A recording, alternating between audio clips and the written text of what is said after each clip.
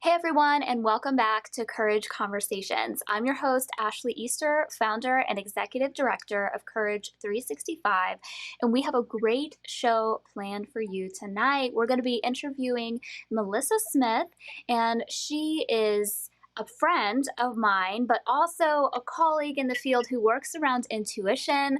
She talks a lot about disordered eating and how to begin to heal your relationship with food and with your body. She is such an inspiration. I love following her on social media because of all of the amazing tips and tools, and I cannot wait to bring her onto the show. But before I do, let me just go ahead and read a quick bio from Melissa. So, Melissa Smith is a registered dietitian helping women ditch yo yo dieting, make peace with food, and connect to intuition and boost body image so they can live with joyful health. Her mission is to demystify nutrition and empower her clients to step into authenticity, mindfulness, and confidence.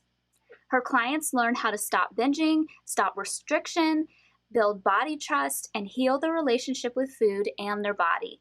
Melissa is the co-host of the High Vibe podcast, which I highly recommend. I really enjoy that podcast. Owner of Intuitive Eating Mindset, co-owner of Body Confidence School, and the registered dietitian at both Renview Center for Eating Disordered and Bloom Counseling Co. in Orlando, Florida. So with a bio like that, you can already tell she's going to be a great guest on our show tonight. So without further ado, I would like to invite Melissa to the show. Hey, Melissa, how are you? Good. Thank you so much, Ashley. I'm super excited to be here and have this conversation with you that I feel is such an important conversation. Yes, absolutely. When you said yes, you were open to being interviewed, I was just so excited. I know that a lot of the survivor community struggles with relationship with food and relationship with their Mhm. bodies. And that is something that you really specialize in, is helping people heal that relationship. And so I cannot wait. Um, my first question is really a simple one. So it is Mhm. about disordered eating. And I think Yeah. a lot of people have heard the term eating disorder, but newly in the last, I don't know how many years, I've begun to hear the term disordered eating. And so I'm wondering, what exactly is that? Is that the same thing as having an eating disorder? What are the differences? And yeah, just talk to us about that idea.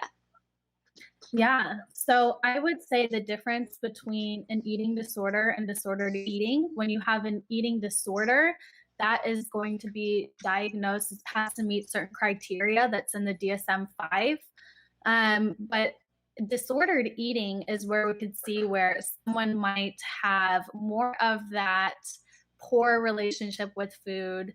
They might have food obsession. They might be feeling like they have a lot of anxiety around food. So, in any way where they feel that they are um, not having a great relationship with food, having a lot of distress, discomfort, anxiety around food. And I think the other big thing too would be nutritionally disordered. So they might be having nutrition deficiencies, they might be avoiding certain foods, labeling food good and bad. So that's a little more broad and hard to really pin down. It's not the same as an eating disorder. We have a really specific criteria. So this idea of disordered eating is a little harder to pin down, but those are some of those key elements that I would say are there. That makes sense. So it's sort of like disordered eating is on a spectrum, and somebody who Mhm. hits all the certain marks, of that disordered eating, maybe a therapist could diagnose them with it. But somebody who maybe has only 4 out of the 5 criteria or whatever it is may still have a lot of issues and a lot of pain around food, but it maybe doesn't quite hit over to the mark of having all 5 things or whatever it is. But it doesn't mean it's not taking a toll on their life and how they're feeling about themselves. Is that right? Yes, exactly. So the eating disorder would be the specific criteria for a specific time frame and everything. You'd be diagnosed, And that's for the eating disorder. And for disordered eating, it's a little more broad. We're looking more at the person's relationship experience with food. And maybe they don't meet the criteria for an eating disorder, but there's clearly still an issue with food that they want to resolve. Right, right. Okay, that makes so much sense. And, you know, if somebody were to look at the signs of disordered eating, what would that be? Mhm. Because I think it can be really hard for people to know what those signs are because honestly, our culture is full of messages that are, you know, harmful around food and around our bodies. And Yeah. it can be hard for us to know what is healthy and what's not healthy based on what is quote unquote normal in society, even if normal isn't always healthy. Yes, and that brings up a really good point that I would say we live in a diet culture, basically like a diet centric culture in the United States, where other countries maybe aren't so diet focused.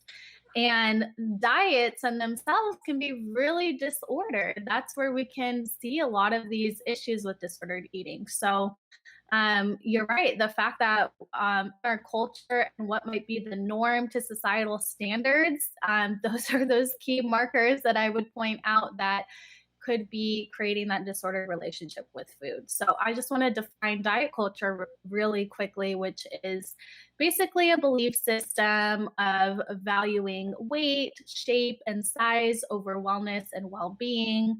Um, Basically, with that, we might see this idea that thin bodies are healthier and of higher value and desire.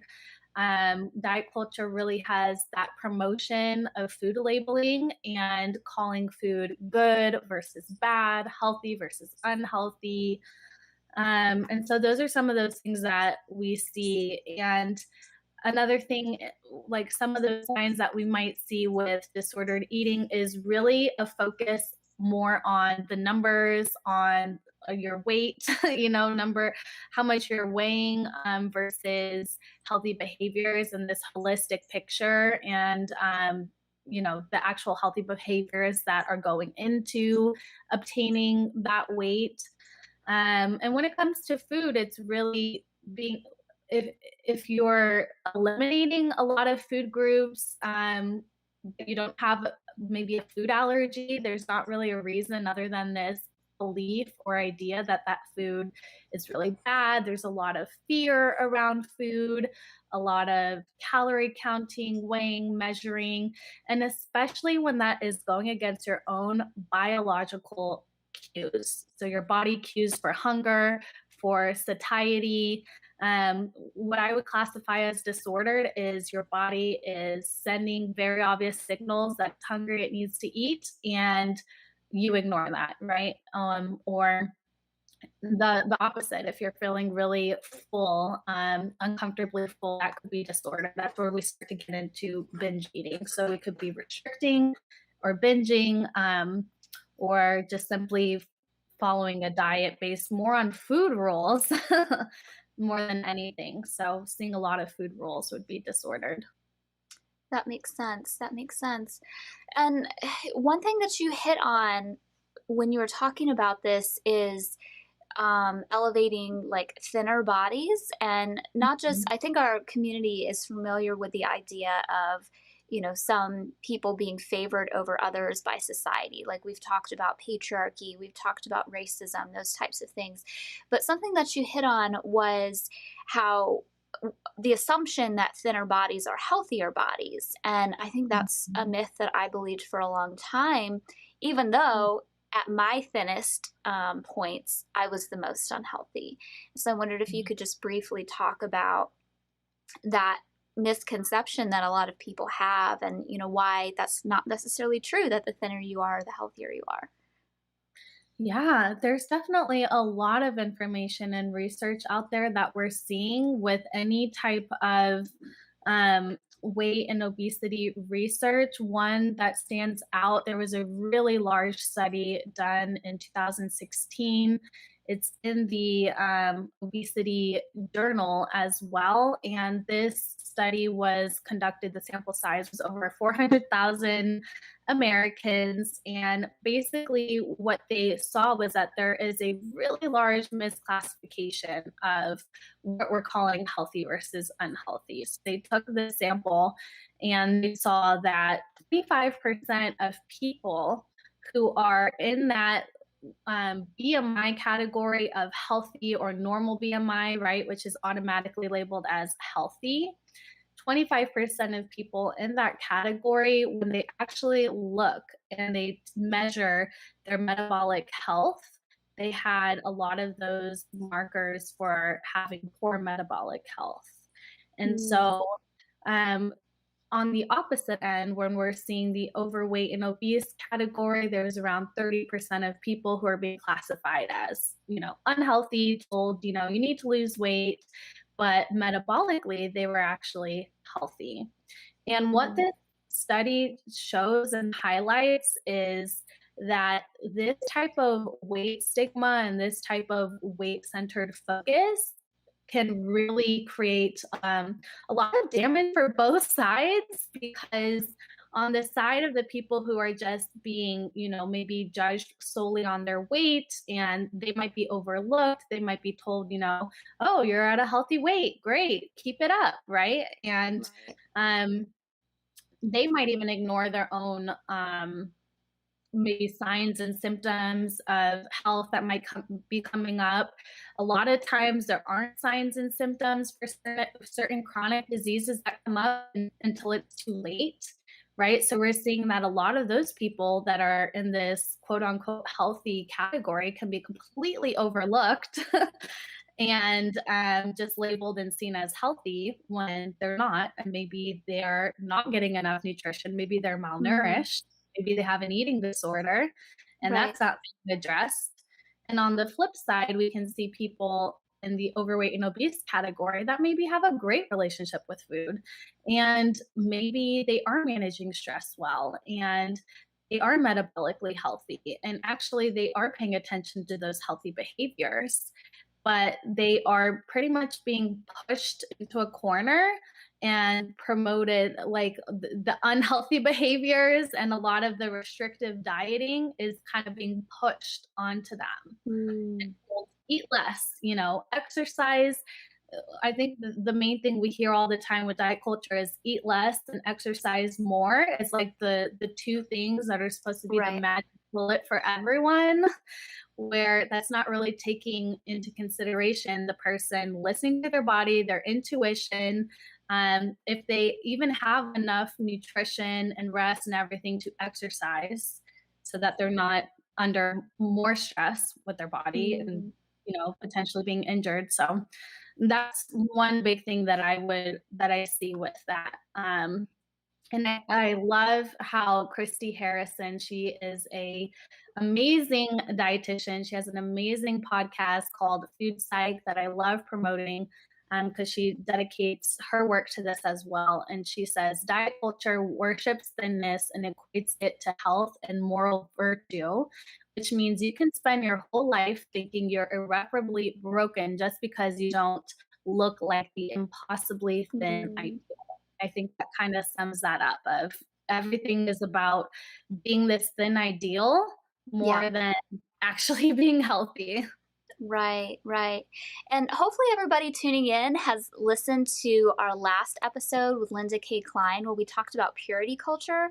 And she was talking very much about how purity culture, in her terms, isn't just the evangelical idea of like um, can't have sex before marriage, and if you do, you're broken. But she broadened that to that there is this ideal that you can be pure, and if you're not pure, you're bad. And so we broadened that, and I think for anybody tuning in, that would be a helpful episode to watch after this one, just to see how many times there is this dichotomy and there was this this contrast of like what is good and what is bad, what is pure and what is not pure. Mhm. And people are individuals, and there's no such thing as perfect for a human. And we have to take their individual bodies, experiences in life into account when we're looking at health. So thank you so much, Melissa, for talking about that. That's super helpful.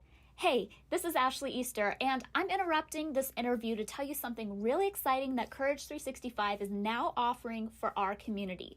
One of our values at Courage 365 is to help survivors live with courage every day. And one way we're doing that is by sending out morning inspirational texts written by survivors for survivors in the Courage 365 community.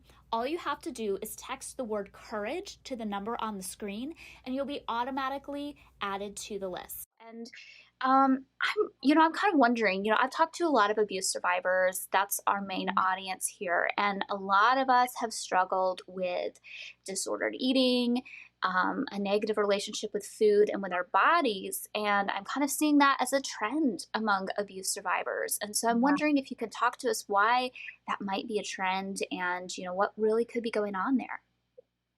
Yeah, this is definitely a trend. This is something very connected that we see often. People with any type of trauma, abuse survivors, people who might be struggling with anxiety, depression, mood disorders, different things.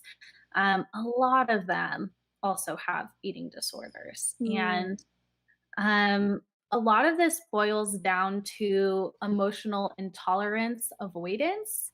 And this is something that maybe they were taught growing up to avoid their emotions and to not really know how to manage emotions, or a way of coping, right? It's a coping mechanism, it's a survival technique. So, an eating disorder is really what they could be using to kind of take out that emotion, to kind of either mm, numb it out, like we see with substance abusers, right? They might use alcohol or drugs to kind of also avoid the strong emotions that they have that feel very overwhelming, which of course makes sense if you are a abuse survivor.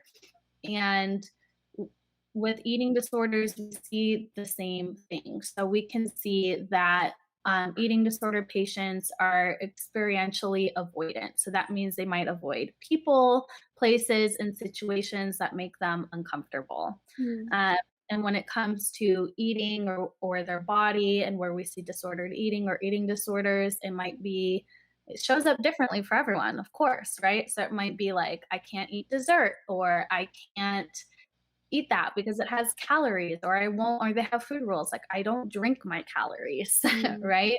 Or um I, or it could be something like I always go to the gym. I never skip a day of going to the gym. So there's so many different ways that this can show up, and we can see how things can be pretty disordered when it's very rigid. They're right. using these food rules, they're using their eating disorder, and it, in order to really have control and in order to Hmm. be able to not experience what's uncomfortable. It's pretty much something like um, when they're feeling strong emotions, in order to kind of try to decrease that strong emotion, that's where we see a lot of these behaviors crop up. So the Right. emotional avoidance could be anything to avoid feeling the strong emotion. Um, and really, we see this is a short term solution, right? So that might be a short term thing that came up for them. And long term, though, this habitual avoidance and these emotion driven behaviors, which are now becoming an eating disorder, of course, long term are not going to help long term. But that's why we see that. We see this a lot, this crossover of trauma Mm, survivor, abuse survivors, people with trauma in the past who have developed these type of coping tools and these food rules and these food rituals as a way to deal with these strong emotions that are uncomfortable that are coming up. that makes sense. That makes a lot of sense. And another thing that comes to my mind, and I just want to run this by you for your thoughts, is abuse is always about power and control. And Mhm. an abuse survivor, like the nature of abuse is that your control is taken away. And I'm Yeah. wondering if there's an element there of well, I can control my food intake, whether that is a large amount of food that I'm able to intake. And so it goes maybe into the numbing and the binging, or maybe Yeah. it is, I don't nourish myself very well because that is, again, something I can control. I'm wondering, do you think that's possible that that plays in there as well? Yeah. Definitely. I think, it's different for everyone. A lot of times we see that overlap. We see some people who might be using food in the same way someone might use drugs or alcohol and might be to numb emotions, to not feel anything or not feel that pain. For other people, it might be about having low self worth, low self esteem, and just really struggling to have self care and to Right. take care of themselves. And they might be more externally focused versus internally Mm, focused. And definitely, I've heard this over and over with different clients and patients about just wanting a form of control and using mm, this as a form of control. right, right. Yeah, yeah. And one thing I want maybe our listeners to come away with in this conversation is, if you're listening to this and you're realizing that maybe your habits with food are unhealthy, this isn't an attempt to shame. Like, it is a Mhm. coping technique. And on the scale of things that you could be doing to cope, it's probably one of the better coping strategies. Not turning to, drugs that could be harmful, or, drinking. And, like, there's a lot of things on the scale. And so it could be a stopgap to kind of, help yourself, you know, in the beginning. It's not a Mhm. shame thing, but it's not a great fix for the long term, and it's not going to make you feel better in the long term. And so if you've used some of these coping things, this isn't a shaming conversation. This is an understanding and empathizing. And these are some of the reasons why a person could be using some of these coping things, because I've used them too. I've had a lot of food restriction and that type of stuff. But I realize that it's not healthy, and so I've talked to professionals about it, and there is a way forward. And I was hoping that you could maybe talk about one of those ways forward, which is intuitive eating. It's something that I've begun Mhm. to practice over the last few years. But you're really an expert on that. And so, if somebody's realizing that, okay, this isn't working anymore, maybe it was something that I needed for a time because I was in such a traumatic state. And I'm not going to shame myself for that. But I'm ready to get to a place where I don't need that anymore, and I have, a healthier relationship with food. So maybe you could talk about intuitive eating. Yes, definitely. And I want to echo everything you said because when we're talking about like what's the why, right? Why do people even have eating disorders and why might this come up? Like you said, this is just a coping tool. And for a time, right? And in the beginning, it might have been a very useful coping tool, and it still could be at some time. So I don't want to deny that either. I think it's okay to turn to food for comfort. It's a great coping tool, but where it can become a disorder is where it's our only main coping tool. Mm, So yeah. if you do find yourself there, then yes, working with an eating disorder professional would be a great thing to do. And working on becoming an intuitive eater is what I would suggest because becoming an intuitive eater is really going to integrate self compassion, which is so sorely missing in diet culture. And it's going to move us away from rigid thinking. And with intuitive eating, the whole purpose behind intuitive eating is body attunement. It's Mm, learning how to be connected with your body and listen to your body. It's learning how to get mind body connection, mind, body, and food choice congruence so that you're able to really pay attention to and be really aware of those needs that are coming up from your body and be able to attend to those needs in a timely manner, being able Mm. to really take care of yourself. And that's what intuitive eating aims to do. So it's a 10 principle framework. It's packed with tools.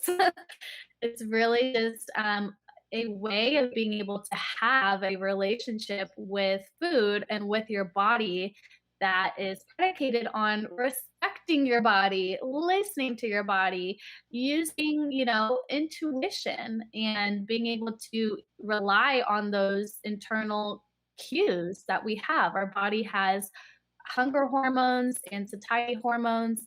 It sends out signals. We get those food cues.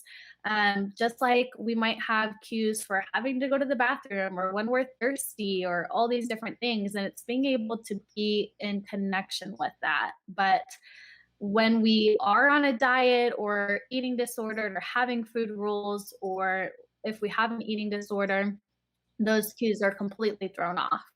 And that's where intuitive eating, the first few principles is really helping you to establish more of a normalized eating again, make peace with food, have unconditional permission to eat, and in order to get those cues back online and to help you develop that interoceptive awareness so that you can understand how to recognize those cues and then how to be able to attend to those cues, which takes Mm. time and Right. patience. Right. So it's more like listening to what your body is asking for instead Yeah, of putting it in some kind of a rigid box of like, well, this is what I eat and this is what I don't eat and this is what I do eat and what I don't eat. And it's yeah, more listening to what your body has to say. And our bodies are so smart. Like they're yeah. so intelligent. They know what they want, you know? You just Mhm. have to pay attention and listen. And yeah, yeah, no, that's super helpful. And kind of the last question I have is, maybe you could share some tips with the audience. If they're struggling with their relationship with food and body, what are some things that could help them with this? Maybe you could talk about, some of the ways to become an intuitive eater or, whatever you think is proper for the moment. But, Mhm. I'd love to leave our listeners on a note of like, here's some things that I can do Yeah. for myself. Definitely. So I would say number one thing is understanding that differentiation between, do I just have disordered eating? Am I just trying to improve my relationship with food? Or do I have an eating disorder? For Mm. those that have an eating disorder, you can't just jump into intuitive eating right off the bat because there's so many food rituals and food rules, and it's about getting back into working through that and creating Mm. structured eating, getting back to, okay, having 3 meals, eating adequate, right? For a lot of people with eating disorders, we see a lot of malnutrition, nutritional deficiencies, different things going on. And we really need to actually just establish a basically like a meal plan in a way, but also with flexibility. Even with Right. that is working with the client and being able to understand, okay, what type of food exposure will we do now? How can we start to challenge this food ritual or this food belief? And it's really a case by case basis. But Mm. it takes time. There's kind of like that pre phase before going and jumping into intuitive eating. For everyone else, I would totally recommend getting the book Intuitive Eating. It's by two wonderful dietitians. And I would also recommend just, practical things you could do right now. One thing I love to say, like take home tip, is practice using your intuition today and just, you know, process, just allow yourself, right? So next time you find yourself in the kitchen, in the pantry, and you're hungry, you want to eat something, maybe those thoughts will come up of, oh, I shouldn't eat this, right? Or I should have that, all those thoughts that pop up in our head. So maybe we look in there and we see a bag of chips that looks good, and automatically we're telling ourselves all the stories, all the reasons why we can't have the chips. So I would challenge you to allow yourself to have the chips and to eat as much of the chips as you want and to journal about it and process that. And, the big thing with intuitive eating and what we do is working on recognizing those thoughts and those shoulds, right, and those rules that are coming up, and challenging the food police in our head, that voice, and learning how to start leaning on our body's wisdom and our intuition. And I think with a lot of people, they feel like, I can't do that. I'll be out of control. I've done that before, and it just resulted in binge eating. But really, what that is the restriction binge cycle. It is a cycle. So the more we restrict, even mentally restrict with all these food rules, is going to create this heightened desire for the Mm. food. It's going to intensify the cravings. It's going to create the Last Supper mentality, and that will result in the binge. So normally the foods we restrict the most are the foods we binge on the most. So if you're in the kitchen today and you start having those thoughts, you want chips, you want a cookie or something, and you're thinking of all the reasons why you shouldn't have it, or you should only have maybe five and then cut yourself off, I would challenge you to be able to slow down, have it mindfully, really think about the taste of the food, gauge all the five senses, enjoy the food. Don't cut yourself off. Just let those thoughts, if those thoughts come up, just kind of gently push them away and be more in the mindset and the intention of, I am following my intuition today. I am, allowing myself to eat what I want. I'm going to journal about it. I'm going to do my best to try to have self compassion today and not let the guilt come in and overtake me. And I do have a 3-day challenge as well that kind of talks more about this, about making peace with food and moving away from labeling food as good and bad, and how to continue to kind of do that initial prep work with how can we start to become intuitive eaters. That is so, so good. And I have taken that 3-day challenge in the past, and it is fantastic. Like, I really do recommend it. I'm not just saying that. Like, it was helpful to me. And I know for everybody listening, like, there's a lot of people who I think this would be super helpful for. And yeah, so maybe you can talk about where they can find that 3-day challenge, and then also where they can find you on social media, and you've got a podcast and all the things. Yeah, so my 3-day challenge is on my website. You can go to www.intuitiveeatingmindset.org. If you scroll down a little bit, it will say the challenge right there, but you could also do intuitiveeatingmindset.org/3/day/challenge. Awesome, awesome. And then you're on social media.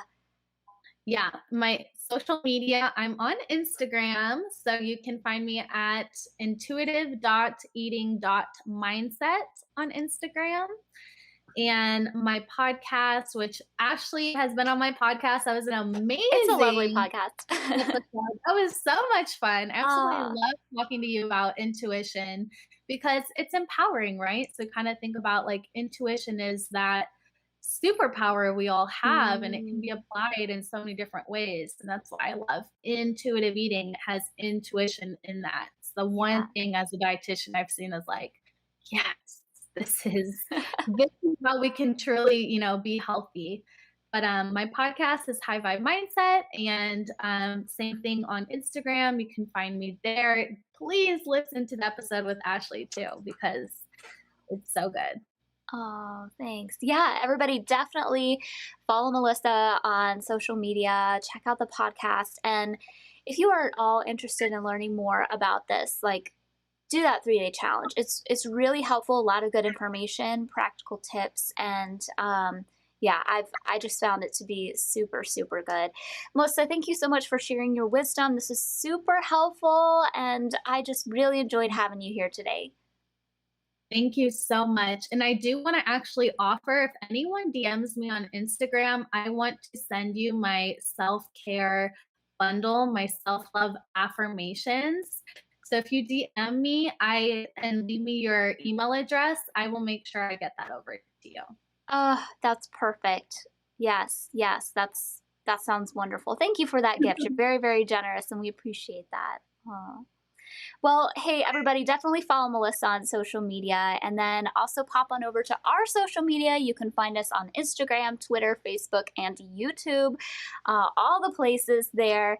And, you know, if you are in a situation where you know or suspect child abuse, if you are in imminent danger, of course, definitely contact the authorities, contact the police. But for other things, you can pop on over to our website, courage365.org, and we do have a need help tab that has a list of resources, including hotlines, supportive blogs, and websites to really help you step into a place of healing. And then just for visiting our website, you can download this free ebook, 5 Keys to Living a Life of Courage, to help you take the next most courageous steps in your journey.